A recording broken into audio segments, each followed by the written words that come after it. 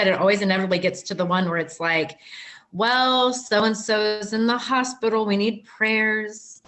And we'll keep praying. So-and-so's intubated. And it always ends with them dying.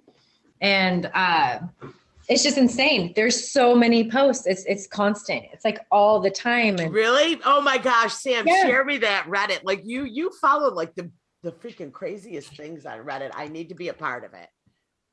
I will send it, because it really is fascinating how many, and you can just watch the evolution from the beginning of COVID to where, first COVID wasn't real and it's a government hoax, a lot of anti-masking stuff, all the crappy memes about owning the libs and masks and going to school board meetings and fighting against masks. And then you could tell when the vaccine came out because they shift and people will post all these. And you just know where it's going. You just follow like the evolution of it, like the whole timeline of it, And Margaret, about as far as Florida goes, I have a lot of comedy friends in Florida, a lot of them, and I follow tons of like Florida comedians, and like in the last 6 months, so many of them have died, and it's all been from fucking anti-vaccine COVID shit. Like, it's crazy. And these are not old people, Jen. These are not old people. Everybody I know who's anti-vax is like between 25 and 40, probably.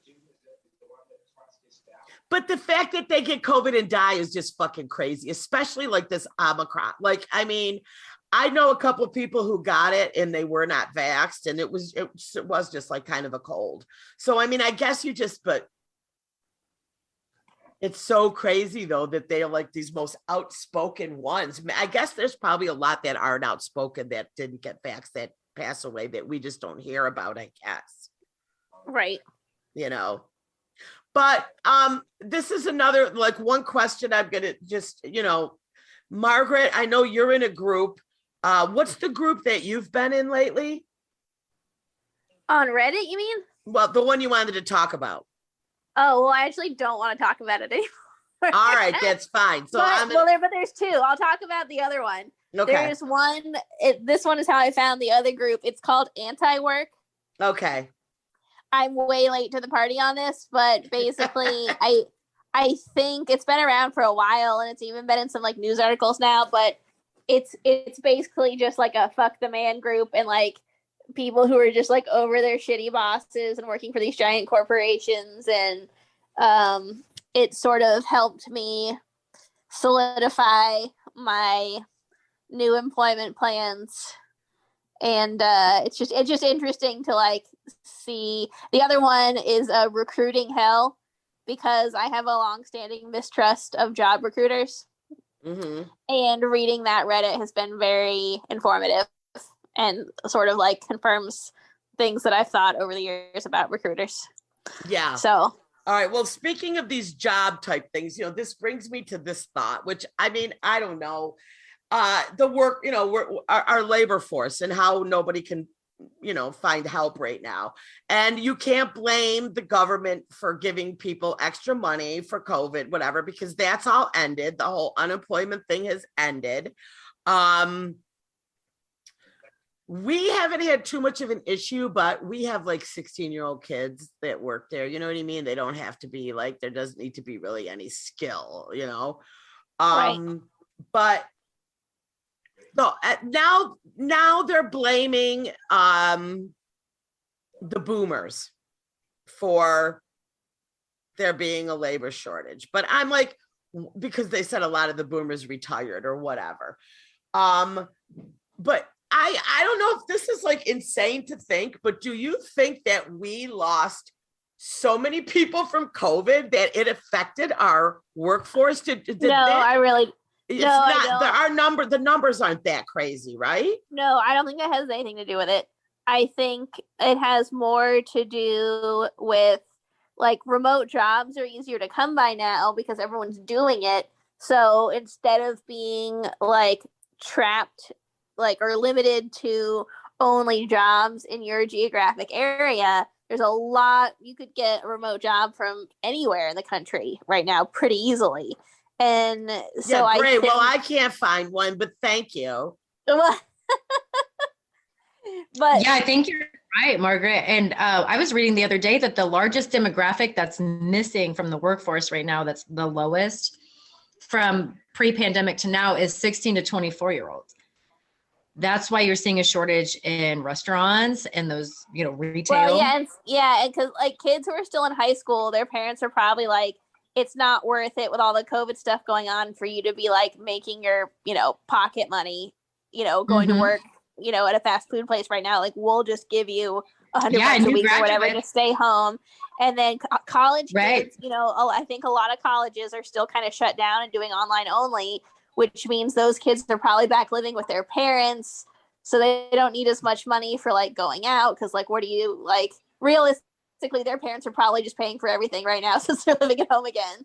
And yeah. And I think for people just out of college and whatever, like you can get like a coding certificate or like a bookkeeping certificate in like a year or less. So there's been plenty of time over the pandemic for people to like learn those even small skills to get a job that's even slightly better than like working fast food or retail, and they can do it from home. So yep, remotely. Yep. A lot of things have shifted. Even for me, we've off the podcast, we've talked about it's opened up a lot of opportunities for me as an accountant. And I'm no longer a slave to the big corporate banks that I used to be.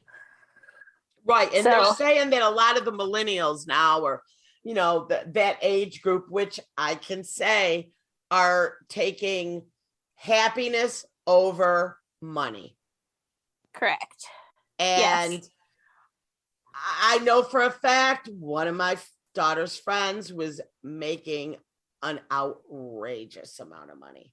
She was partners in a very big company, and she worked so much that she was like, I can't do this, even though she was making a hell of a lot of money. And she quit and she got a different job. She still does okay, but not like she was.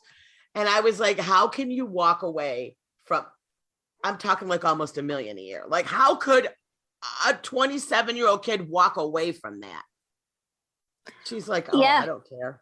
I need my life. Good for her. But I'm like, Alexa, I'm just like this crazy. Also, another thing I was thinking, you guys, there's so many side hustle jobs now out there where the average person they do work 2 jobs. You know what I mean? Like, people struggle.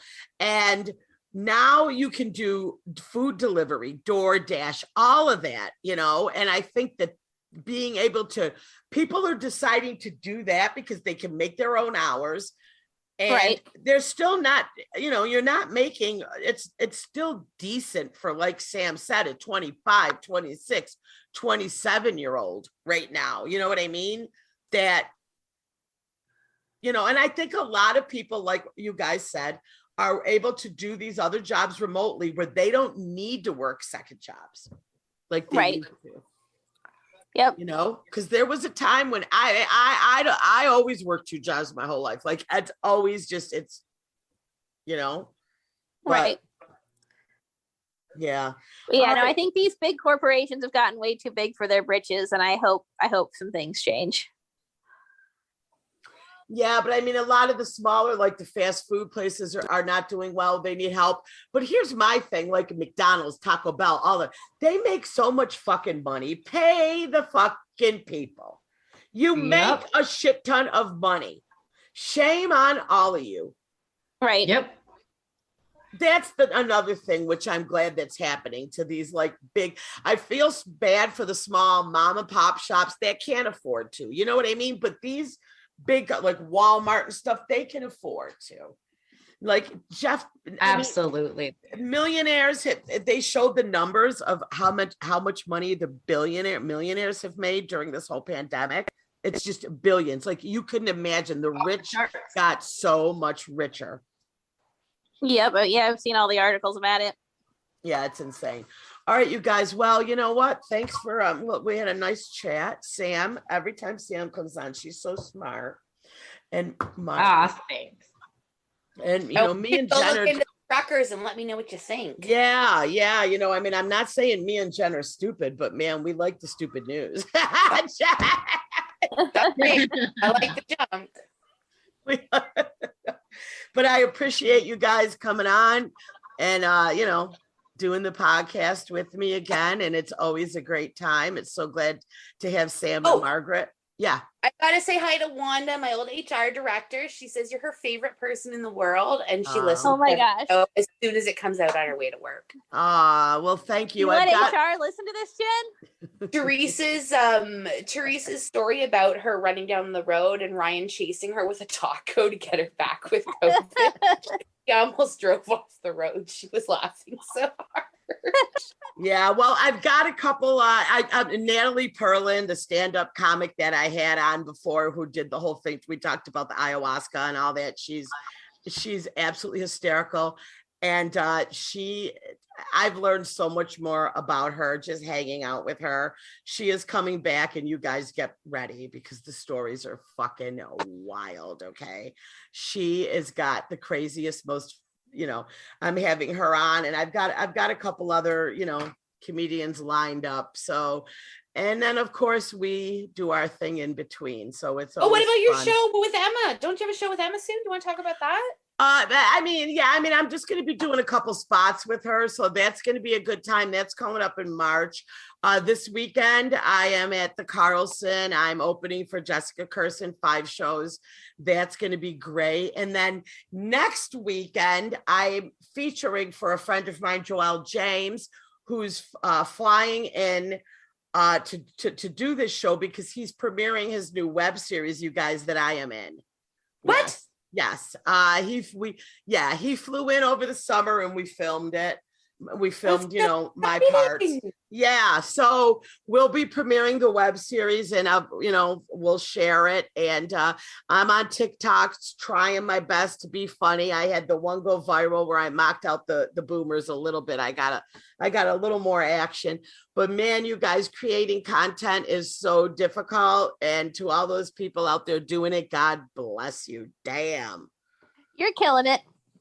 Not really. Yeah, you are. I'm trying. Maybe Lily can give you some TikTok lessons. Just learning the app alone, and my friend Sam, who we had on, she's TikTok famous. I mean, she's got over 11 million views. I mean, she's huge, Sam. That's crazy. But I was with her last week in the city, and we were just laughing. It's, she quit her full-time job in corporate America. She was making really good money to be a TikToker. To pursue comedy and do the TikTok. And she just started stand-up. She was a wedding singer. She's a dancer. She does a lot of Broadway auditioning. And she got up and did a set when we were together, and she fucking killed it. And I was so proud. I felt like a proud mom because I've been working with her, on her material. And I was like, you know what, Sam, you can add stand-up comedian now to that list. And she was so happy. I was just like, it's just, for me doing this, you guys, it's not about getting famous. I love watching these young female comics go out there and kill it. It's such a male dominated, it's just, and I've seen a lot of these young female comedians, and I'm telling you, look out, because women are going to take over comedy. I'm telling you, times are going to change. So get ready. Thank you for coming to my TED Talk. All right, you guys, thank you very much. And thank you guys.